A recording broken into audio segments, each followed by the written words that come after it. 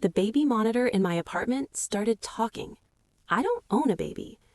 I'm a woman in my late 20s, living alone in a small apartment, and until recently, the quiet was my favorite part.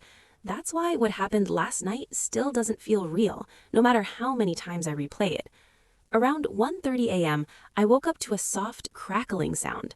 At first, I thought it was my phone playing a video by mistake, but the noise wasn't coming from my nightstand. It was coming from the corner of my bedroom, a faint hiss followed by a low murmur. Then I heard it clearly, a baby crying. I sat straight up in bed, heart racing. I don't have a baby. I don't babysit. I don't even have neighbors with kids on my floor. The crying was coming from my closet.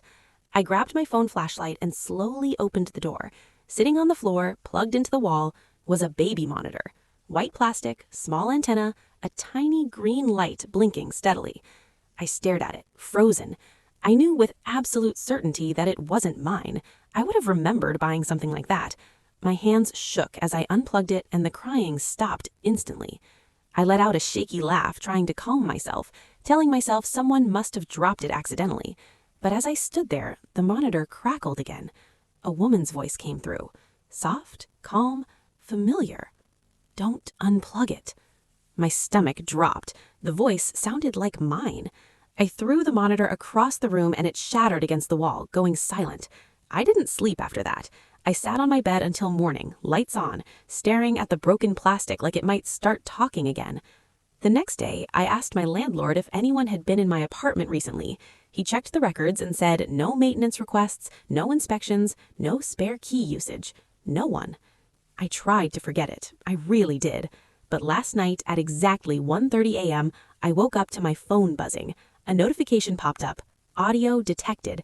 I don't have any monitoring apps installed. When I opened it, a live audio feed started playing.